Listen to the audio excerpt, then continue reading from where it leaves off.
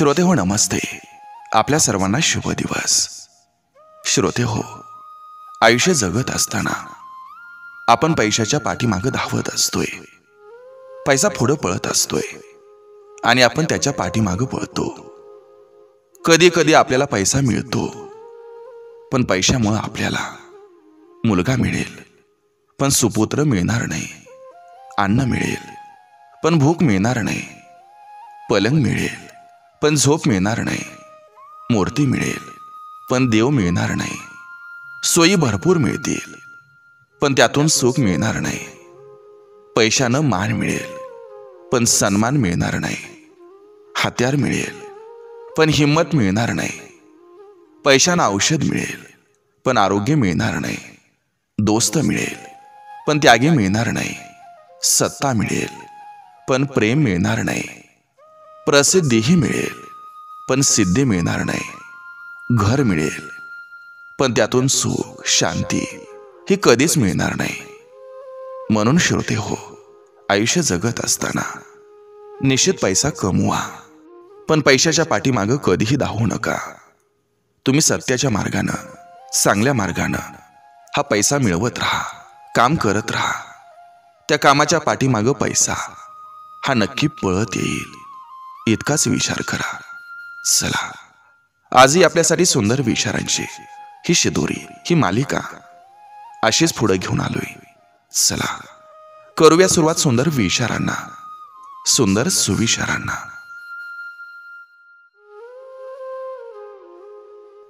स्वार्थ साधून तीर्थ करण्यात काहीच अर्थ नाही. इतकं जरी समजलं तरी जन्म व्यर्थ जात नाही.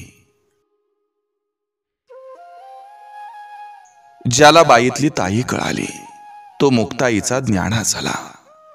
ज्याला बाईतली पत्नी कळाली तो सीतेचा राम झाला. आणि ज्याला बाईतली आई कळाली तो जिजाऊचा शिवबा झाला. प्रत्येकाच्या मनात जागा करणं हे महत्वाचं नसतं. काहींच्या डोळ्यात खटकण्यात सुद्धा वेगळीच मजा असते.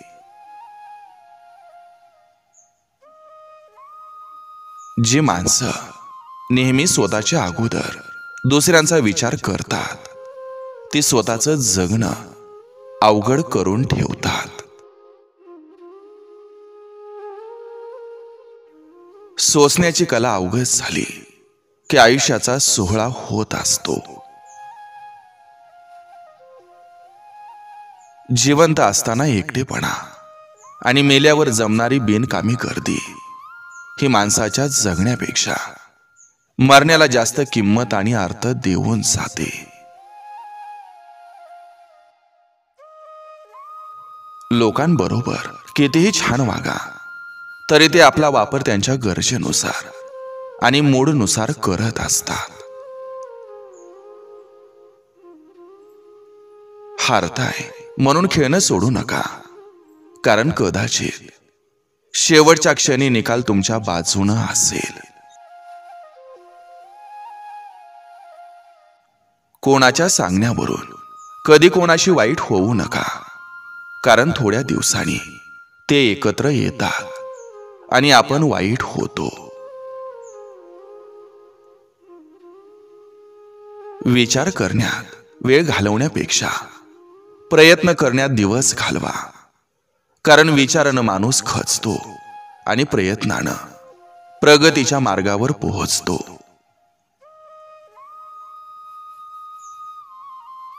आपण कधी कधी त्या लोकांचा विचार करत बसतो ज्या लोकांना आपल्या असण्याचा किंवा नसण्याचा काहीच फरक पडत नसतो. आतून तुटलेली माणसं ही वेगळ्या स्वभावाची असतात. त्यांच्यासाठी कुणी असो किंवा नसो, पण ते सगळ्यांसाठी कायम हजर असतात. स्त्रीनं नवऱ्याच्या कुंकवाशी आणि नवऱ्यानं बायकोच्या मंगळसूत्राशी एकनिष्ठ राहिलं की नातं शेवटपर्यंत टिकत असतं.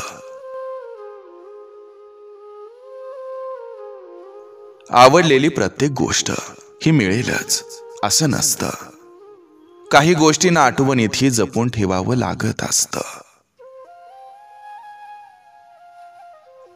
ज्यांच्याकडून आपण आशा ठेवतो तीच लोक आपल्या आयुष्याचा तमाशा करत असतात.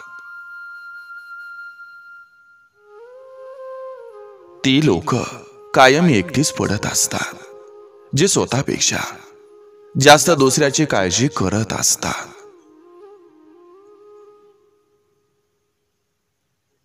समजून घेणाऱ्या नवऱ्याला समजून घेणारी बायको कधीच भेटत नाही. काहीतरी चांगलं मिळाल्यावर प्रत्येकजण हसतो, पण खरं आयुष्य तोच जगतो जो खूप काही गमावूनही हसत असतो. आपण कुणासाठी कधीच महत्वाचं नसतो. महत्वाची असते ती त्या व्यक्तीची आपल्याकडून असणारी गरज. गरज संपली की नातं संपलं.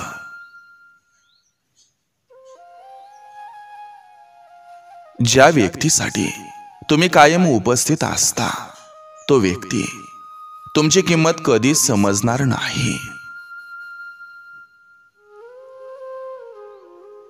परी नसावी पण खरे असावे. एक वेळ दिसायला गोरी नसली तरी चालेल, पण आतून काळी नसावी.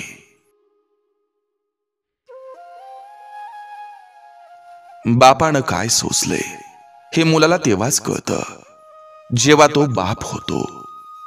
खंत एकच असते की हे कळेपर्यंत उशीर झालेला असतो आणि बाप तेव्हा फोटोत जाऊन बसलेला असतो.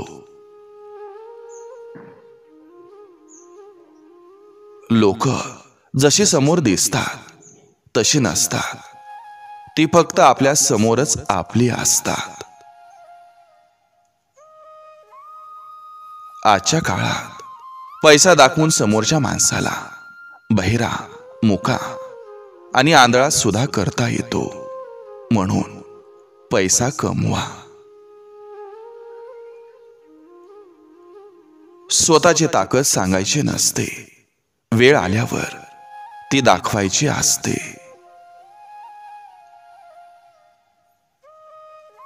कायम गोड गोड बोलणाऱ्या व्यक्तीवर कधी आंधळा विश्वास ठेवू नका, कारण आजकाल लोकांच्या ओठावर साखर आणि हृदयात विष असतं.